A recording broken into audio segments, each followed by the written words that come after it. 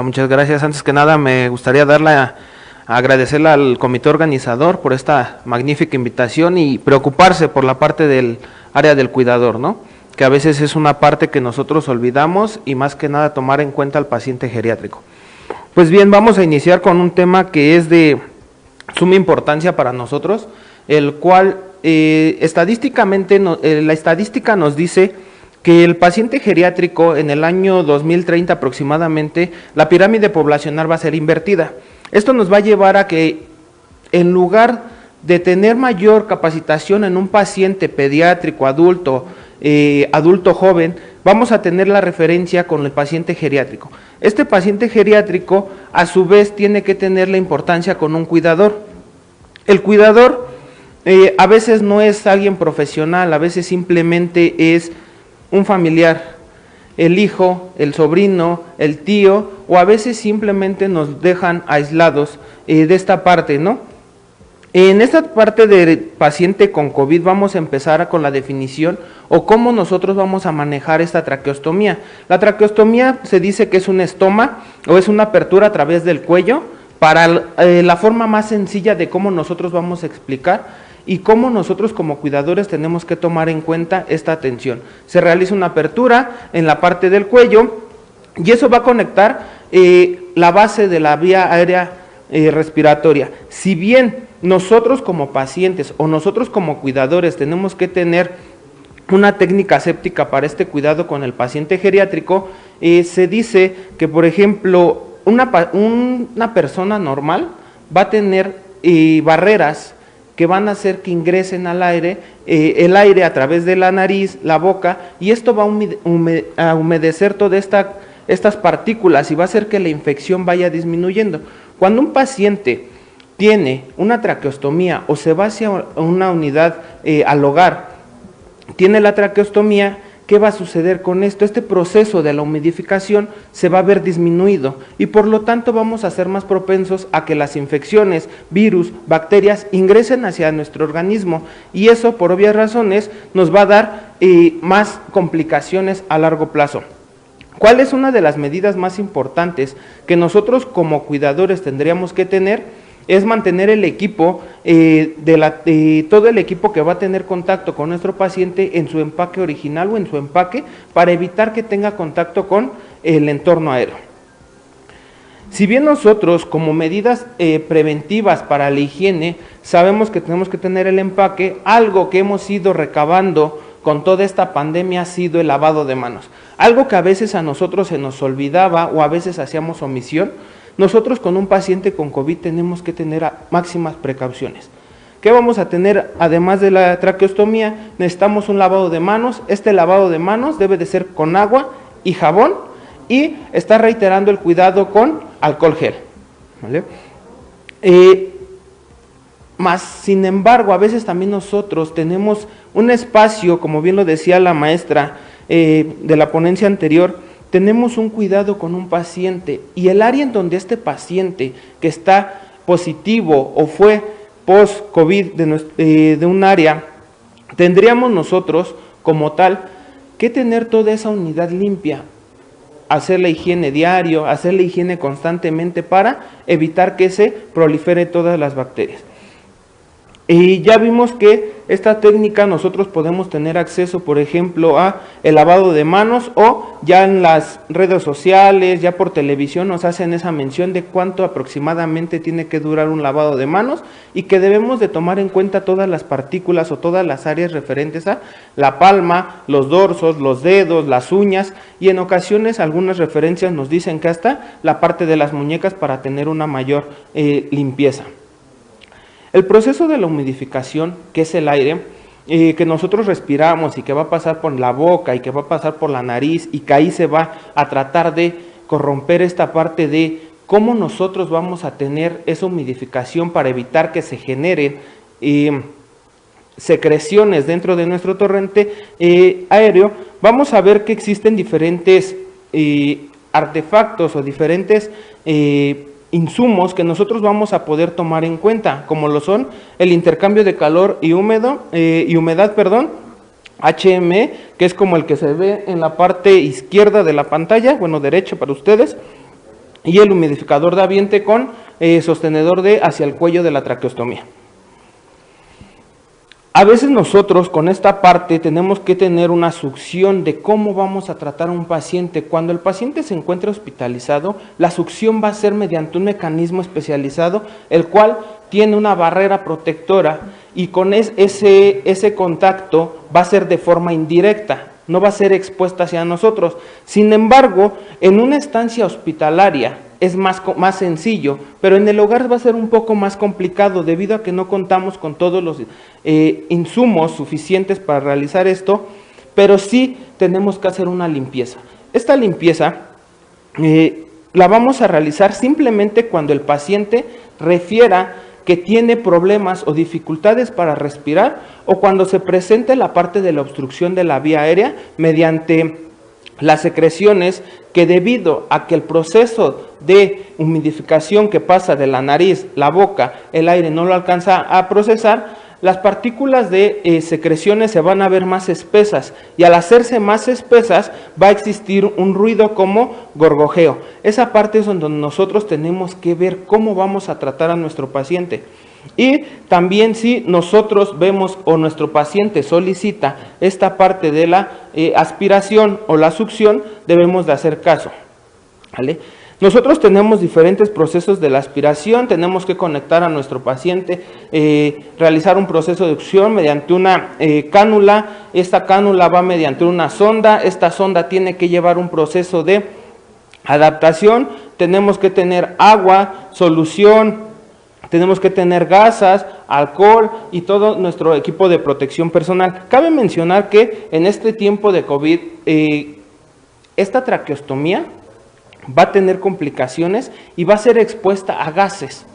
Al tener nosotros contacto con estos gases que son los principales componentes de aquel proceso del COVID en el cual es una de las principales maneras de transmisión del mismo, nosotros vamos a tener que utilizar un equipo de protección personal.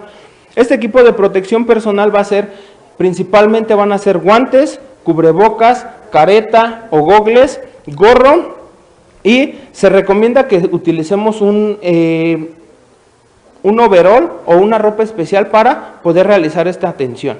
Esto en caso de que nuestro paciente sea positivo a COVID o que venga de una estancia de no menor a 3 meses para poder llevar a cabo una pronta recuperación. ¿Qué vamos a hacer para nosotros cuidar este estoma? Si bien decíamos que es una apertura, como todo lo que genera una apertura en el cuello, tenemos que realizar una atención hacia este. ¿Qué vamos a monitorizar del mismo? Tenemos que monitorizar que el paciente no tenga dificultades para respirar, que no tenga drenaje, que no exista pus dentro de esa ostomía o dentro de esa apertura que nosotros tenemos, que no exista algún sangrado, que no exista alguna inflamación o que esté húmedo. Aquí nosotros vamos a poner, a ver si este pequeño video que no sé,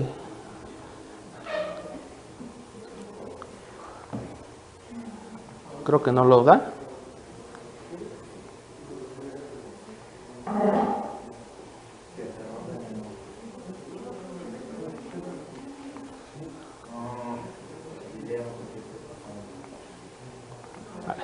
Bueno, vamos a continuar con que nosotros este proceso lo vamos a realizar de la misma forma. ¿Cómo vamos a cuidar la traqueostomía? Tenemos que hacer una limpieza en todo el contorno de esta ostomía, tratando de protegernos con lo que son guantes, cubrebocas, que ya habíamos mencionado. Sin embargo, esta limpieza debe de ser con agua.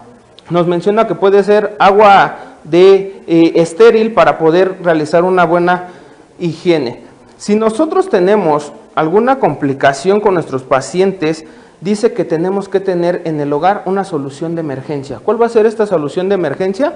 Principalmente tenemos que ver que la persona tenga un tratamiento y que no sea propenso a taponamientos de la mucosa. Debemos observar que no tenga dificultades para respirar, solicitar que el paciente, si llega a tener alguna obstrucción debido a las secreciones abundantes, nosotros debemos de solicitarle a este paciente que tosa para tratar de ayudar a que este paciente pueda expulsar las secreciones. Si no las llegara a expulsar, necesitamos revisar la cánula, el tubo, que esté limpio, que no esté obstruido o que esté en una posición adecuada y volver a limpiar la secreción. Ya que nosotros realizamos todo este proceso, se recomienda que marquemos al 911 para poder tener una atención más especializada. ¿Vale? Luego vamos a realizar lo siguiente, que es utilizar una bolsa ambú para nosotros proporcionarle apoyo ventilatorio, ya que como ellos están teniendo esta dificultad para respirar, vamos a utilizar ese pequeño ambú o ese bolsa reservorio para apoyarlos a la respiración. Si no se realiza todo esto y nosotros no podemos, tendríamos que proporcionarle lo que conocemos como apoyo, tendríamos que cambiar la cánula, habría que cambiar la cánula completamente, todo el tubo, lo que estamos nosotros refiriendo, y en algunas ocasiones tendríamos que realizar la maniobra de Helmich. Esto con la finalidad de ayudar precisamente a esa expulsión de las secreciones que está presentando nuestro paciente. La maniobra de Helmich pues, se va a utilizar colocando las manos a la altura del ombligo para poder realizar una compresión en forma de J. Bueno, se le conoce como J porque haces una compresión hacia abajo y hacia arriba. Eso con la finalidad de que tú puedas tener en cuenta a tu paciente y le ayudes a eliminar estas secreciones. Si bien tu paciente va complicándose o tu paciente ya terminó, viene de una recuperación del COVID, te lo dieron de alta y no sabemos en algunas ocasiones cómo iniciar este proceso de readaptación de la vía respiratoria, que a veces es lo que nos cuesta un poquito más de trabajo en el ámbito del hogar. Nosotros vamos a ver cuáles son algunas de las recomendaciones de esta fisioterapia respiratoria en los tiempos de COVID y que nos dice que podrían afectar, esta patología nos puede afectar las funciones pulmonares y por lo tanto afecta la capacidad funcional. Si nosotros vamos a empezar a respirar o a hacer una readaptación con un paciente que tuvo traqueostomía, que tuvo complicaciones a base del COVID, vamos a realizar algo que se llama la respiración de labios fruncidos. Simplemente vamos a inhalar y exhalar haciendo una succión con la boca. Nosotros decimos que esta función la vamos a realizar si nuestro paciente llega a tener disnea o llega a tener alguna complicación más allá de la respiración. ¿Cuál es este proceso? Vamos a inspirar lentamente por la nariz y vamos a aguantar de 2 a 3 segundos para que este proceso ayude a realizar la expulsión o la readaptación de nuestros pulmones. Después vamos a soplar lentamente por la boca formando una U y esto debe ser con los labios fruncidos. Después viene lo que es la respiración abdominal o diafragmática. Vamos a realizarlo, lo podemos realizar de dos formas, una es acostados y otra es de manera sentada, tumbando los pies sobre la flexión o sentado. Vamos a realizar manos en el abdomen y vamos a empezar a inhalar por la nariz todo lo que nosotros podamos. Esto debe de ser de una forma sencilla para que nuestro paciente empiece a agilizar esos pulmones, ya que nosotros empezamos con una respiración y este paciente se debe de readaptar. Vamos a expulsar lentamente por la boca y este ejercicio se recomienda realizarlo por las mañanas y por las tardes de 10 a 15 respiraciones en un lapso promedio. Respiración costal nos dice que vamos igual lo podemos realizar de forma acostada o de forma sentada. Vamos a tomar aire por la nariz, va a ser lo máximo que podamos y vamos a sacar o expulsar lentamente por la boca con los labios fruncidos. Lo mismo nos recomienda que debe ser por las mañanas o por las tardes de 10 a 15 respiraciones. ¿Cómo va a ser la permeabilización de la vía aérea o drenajes de secreciones bronquiales? Dice que durante y tras las infecciones por COVID parece que la tos aparece y es seca y no productiva. Esto no quiere decir que la presencia de esta secreción, al toser, nosotros tenemos que ayudar a que esta parte sea expulsada. Si nosotros no ayudamos a los pulmones a que elimine la secreción mediante el proceso de la humidificación, nos va a costar un mayor trabajo. Vamos a realizar un proceso con la boca abierta, también de respiración, y la cual nos vamos a acostar, vamos a inspirar por la nariz de manera normal, expirar por la boca abierta de manera lenta hasta que los pulmones, hasta vaciar todos nuestros pulmones, ¿vale? Esto es con la finalidad de, repito, de ayudar a que nuestros pulmones se vayan readaptando nuevamente a el proceso de inhalación y exhalación. Hay ejercicios que nos dicen que podemos hacer con una botella de PET, una pequeña manguera, y que eso también te va a ayudar a que tú puedas ayudar a tu paciente a que empiece a respirar. Generalmente en los hospitales nos recomiendan o nos dicen que tenemos que utilizar el adaptador que es de 3 bolitas, generalmente lo conocen como uno de 3 bolitas. En particular, o en algunas investigaciones dice que el de 3 bolitas no es tan recomendable. Esto porque forzamos al paciente a que lo empiece a realizar de una forma inesperada cuando el paciente aún no está readaptado por completo al entorno. Sí es óptimo para algún paciente, pero existe otro en el cual solamente contiene una pequeña bolita, o simplemente es mediante el proceso de agua. Nosotros tenemos que realizar diferentes tipos de procesos para una readaptación equitativa, y vamos a ir aumentando de menos a más. Primero tenemos que ayudar a nuestro paciente a que realice actividades dentro de su estancia domiciliaria, que empiece a caminar, que se levante, que se siente, que se acueste, esto con la finalidad de que el paciente vuelva a reintegrarse al entorno social. Hay veces que nuestro paciente, hay veces que a los pacientes los quieren reincorporar de una forma muy bruscamente, en el cual quieren que ya empiece a realizar todas sus actividades normalmente. Esto es negativo debido a que todo esto le va costando a él más trabajo, y como sus pulmones apenas están empezando a readaptar, él tiene que empezar de poco hacia más, ¿vale?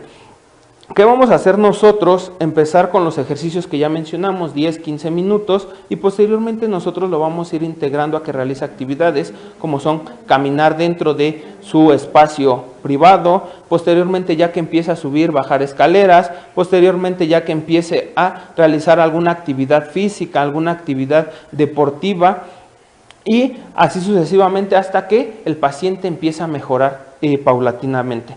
Los ejercicios van a ser, primero puede ser que empiece con un lapso de 5 minutos, 10 minutos, 15 minutos, y así progresivamente para que el paciente se reincorpore. Existe la escala de Borg, en la cual nos dice que tenemos que realizar ejercicios de flexión o de resistencia. Lo que nos recomiendan es que podamos hacer algunas sentadillas, que realicemos la fuerza hacia nos recarguemos o realicemos nuestro peso hacia una pared para poder ir reactivando esta resistencia pulmonar que nosotros vamos teniendo. Y de acuerdo a como nosotros vayamos aguantando la resistencia o como nosotros vayamos realizando el proceso de readaptación, va a ser como esta escala nos va a empezar a manejar a nuestros pacientes. Nos dice que podemos realizar la parte de levantar rodillas, levantar lo que son piernas, y ya cuando nosotros seguimos y nos vamos readaptando, en algunos momentos hasta podemos ya solicitar que realice algunos brincos, que realice algunos saltos para una readaptación. Pues eso sería todo de mi parte. Nosotros tratamos de que el paciente geriátrico tenga una atención.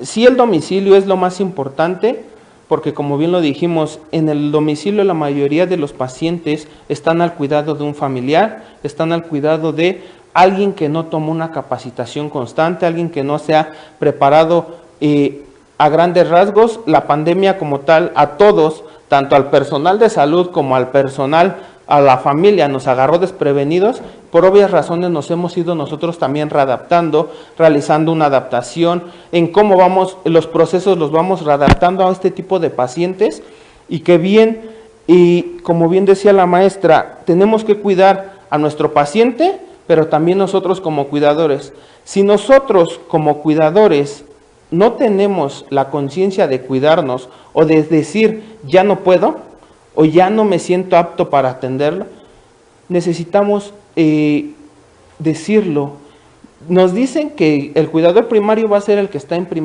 primera línea con el paciente, pero sin embargo tenemos que tener una segunda opción para poder realizar este cambio cuando el síndrome de burnout ya nos esté cansando.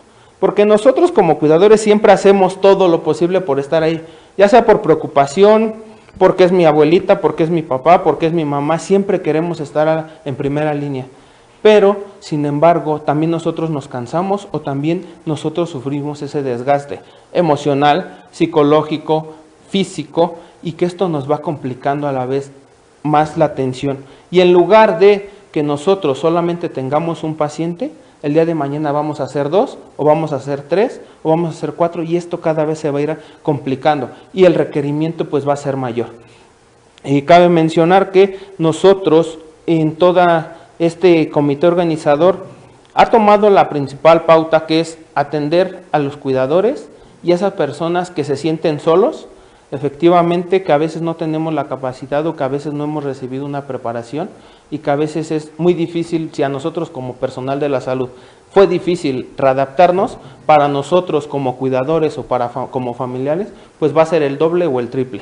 Entonces, lo único que les puedo decir es que no se desesperen. En algún momento vamos a tener que salir de esta contingencia y que tenemos que seguir adelante cuidándonos y cuidando a todos y tomando la conciencia de nuestras medidas de seguridad. Muchas gracias.